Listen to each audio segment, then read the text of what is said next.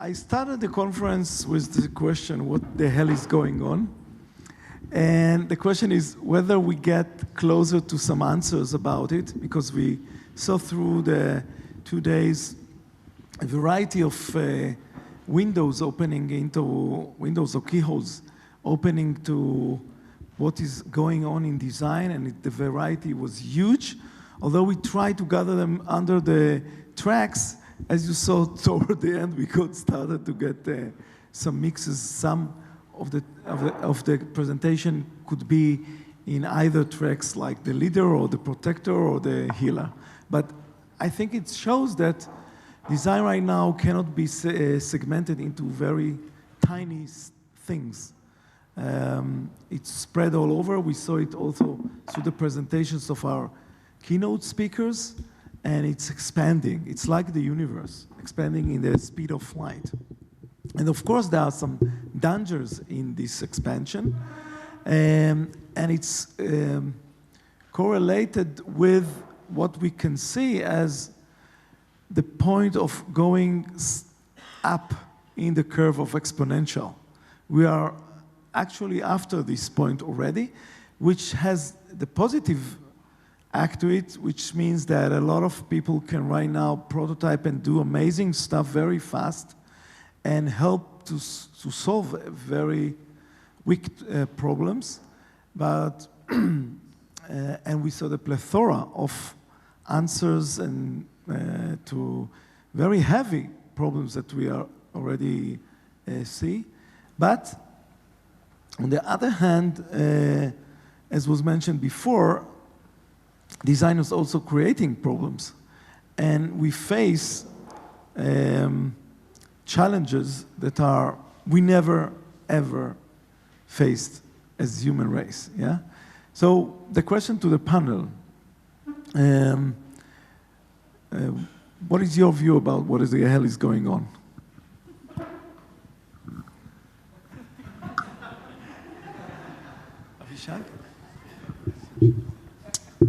Well, when being at university, the important question for me is that what are we actually trying to do here? Young people are coming, and in some countries or systems they are even paying a lot of money for that. So they have a lot of expectations, and how can we meet those expectations? And what I have seen here, what I have heard here, is that is something that is, for me, it's good to hear that it so much depends on the teachers. Who are we? What kind of dreams and ideas we have? And what I have heard, for instance, what is happening here is very positive, and that will help. I think I have also learned something about the similarities between the industry and the employers here and in my own country, that there is still a lot to do in the future. The numbers of professional designers in industry are still very small, and even if you have one, it's better than zero, but still it's not very good starting point for any kind of cumulative developments. It's very, very fragile setup, and unlike the other disciplines that are well presented, engineers, business people, lawyers, you name it, it's very hard to get influence power in the organization and give your best input for guiding things to the right direction. And from my one of my takeaways also is what you were mentioning, the curve and the exponential acceleration of technological developments. And what I saw throughout this day also is this sense of urgency that there is a widening difference between those who are a bit ahead of the curve, so like China or like advanced technologies, and the other ones who are falling behind, and that the differences are growing, and that this pushes or puts much more pressure also on us as developers, as designers, as those who are creating these kinds of technologies, to either maybe close this gap or to be aware of what's ahead of us, and we have to be very responsible about this guidance that we give about the services that we are developing in terms of using the technologies, but doing it in a responsible way and getting the others, let's say, on board.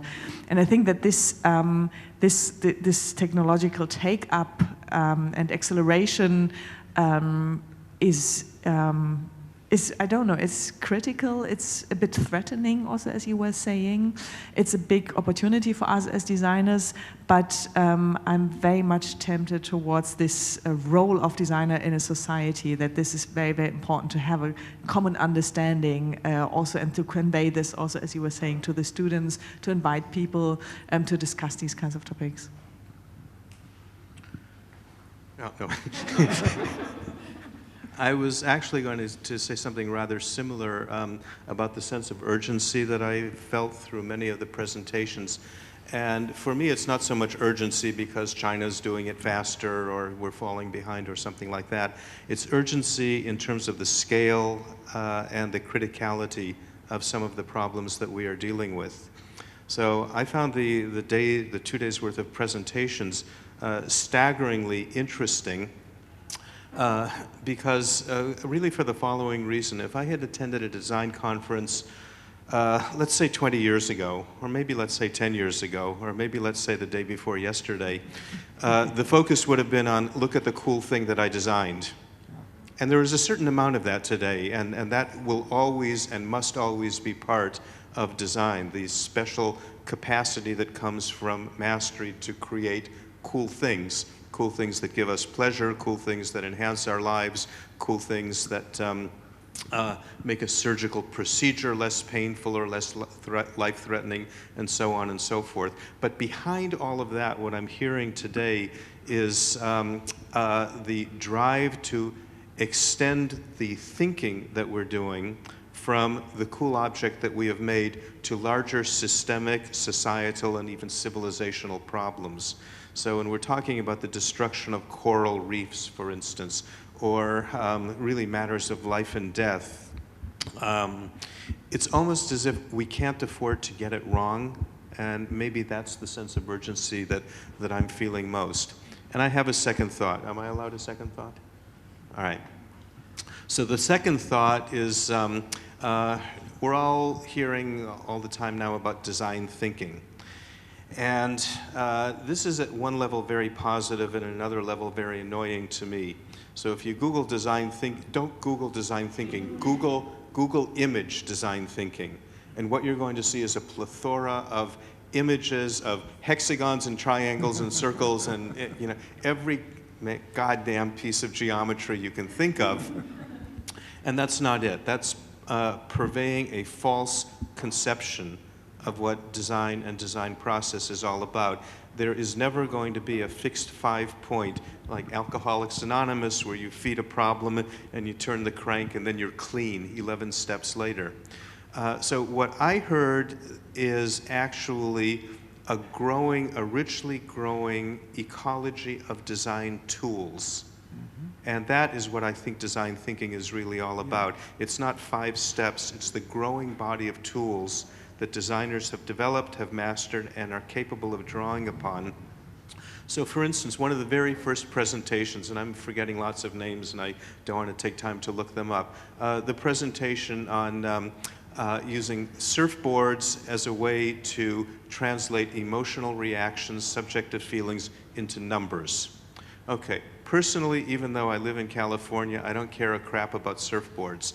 I was fascinated, however, by the larger problem of which this was an example, and the question of how we might take that as a tool that might be put into the toolbox of designers and applied perhaps to something that I do care about, or something with a larger range of problems. Running shoes, for example, maybe? For instance.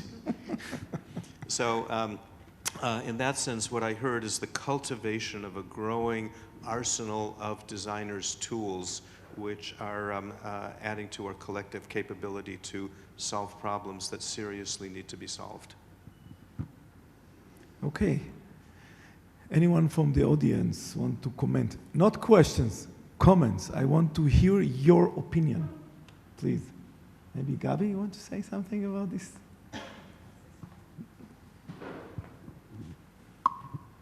The original title of your sum-up says, just read it the way it's listed in the program, it says, "The Paradox of Design Studies in an Institute of Technology." So this is a self-defying statement because there is no paradox. In fact, I think design studies belong first and foremost in technological institutes because there's almost, I don't want to be exclusive, there's almost no design without technology anymore. Exactly. And therefore, there's definitely no paradox. And I think what we heard in these 2 days exemplifies this quite well. Of course, yes, there are pockets of design where technology is a secondary, maybe, player, maybe. In product design, yes, right? That's very, very possible. There's some 25 years ago, I attended a conference in India, in IIT Mumbai, and one of the things that was introduced there is low-tech design with reeds, as it were, and with bamboo, and specifically low-tech. It was fascinating too. So yes, it does exist, but I think it's a side shoot at this point in time. Yeah. And we should actually concentrate on this marriage between design and technology.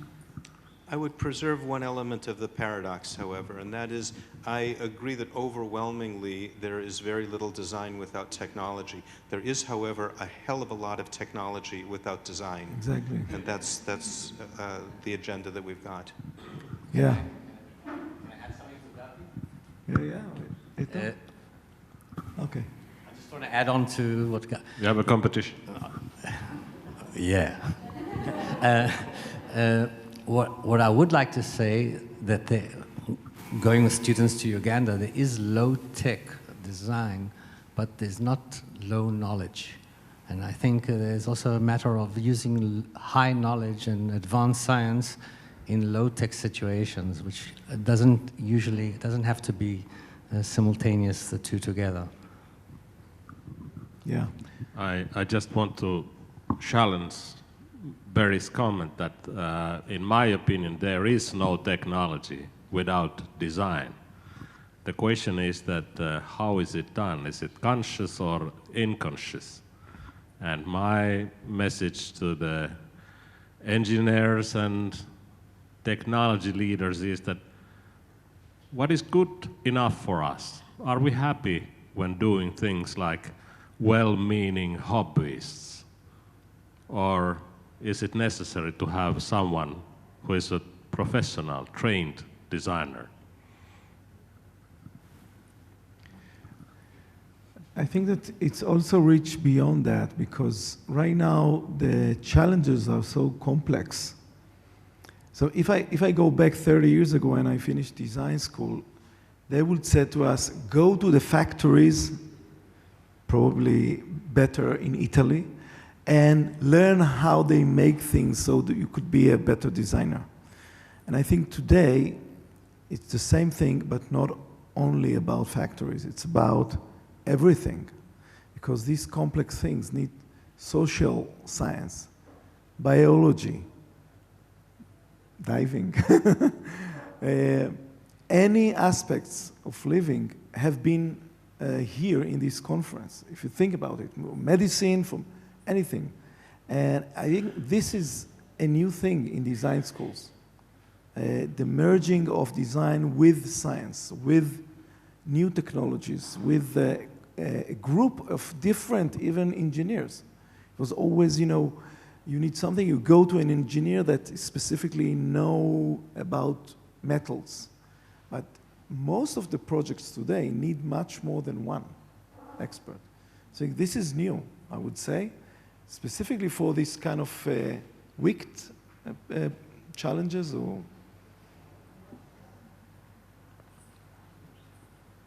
Wendy.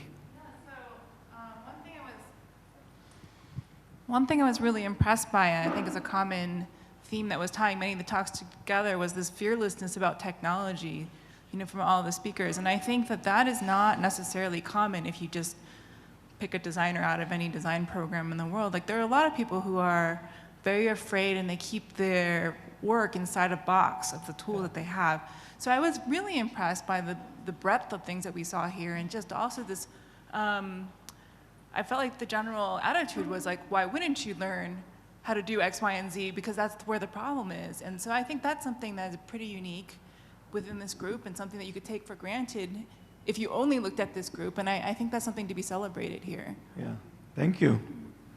Yeah, very, very good comment, and that also leads me to a discussion that we started also yesterday evening. So, what's then the role of a design curriculum and of a Technion and of a university? Because to stay relevant, we have to really open up in a great amount. Have different people come on board, join us, visit us, and this is also what I meant with this kind of open science agenda. So using the different channels to be linked to technological developments, to different cultures, to different backgrounds, and to become a kind of course, a hub of knowledge, of exchange, and also become a physical space where people just sit down together and meet, because it's not, the information is not kind of stuck here, but it's the place where we are, looking into each other's eyes and say, where are we now, and what's ahead of us, and how do we deal with it? So I think it's very also a social place, very much, and has to be linked to everything else.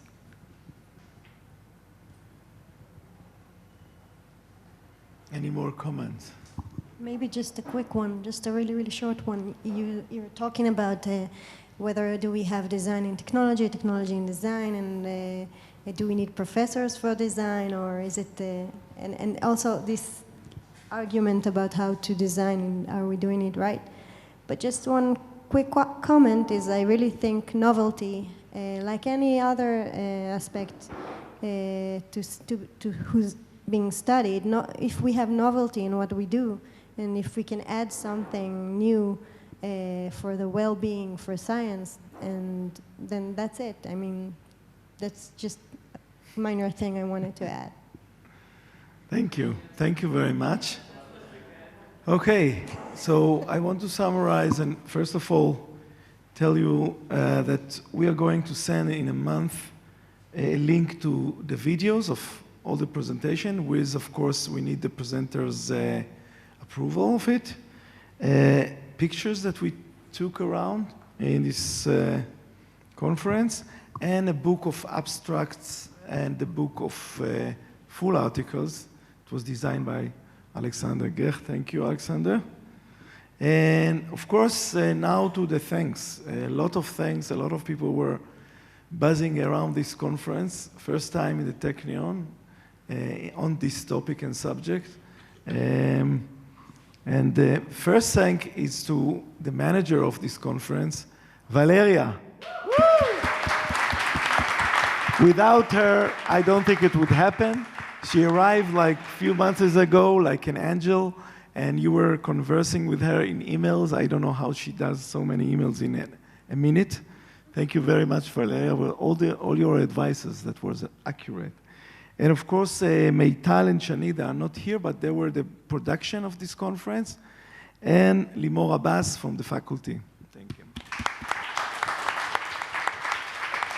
Program committee, those who read all the abstracts. Professor Barry Katz, Professor Gabi Goldschmidt, Chaim Parnas, Dr. David Bechar, and Yoav Shterman. Organization Committee, Rachel Getz-Solomon, Noah Matias, Lior Arbel, who is here, Marnina Herman, Ronen Idelman, who was chairing all this, and Alexander Gecht and Ofer Berman. And I mentioned also the graphic design by Ofri, the video team, all these people who were videoing ours. Thank you very much. You'll see the amazing results soon. And the catering team, the faculty team, Dalit and Irit and Sarah. And of course, the last thanks to the presenters and the keynote speakers, Eto, Barry, and Gesche. Thank you so much for coming here. And thank Avishag, of course. She was very helpful to time. And of course, you know, doing in Israel something on time is very rare, so thank you, Avishag. And see you next conference. I don't know when and where, but see you next conference. And thank you to you, Ezri, for bringing us all together. Yay.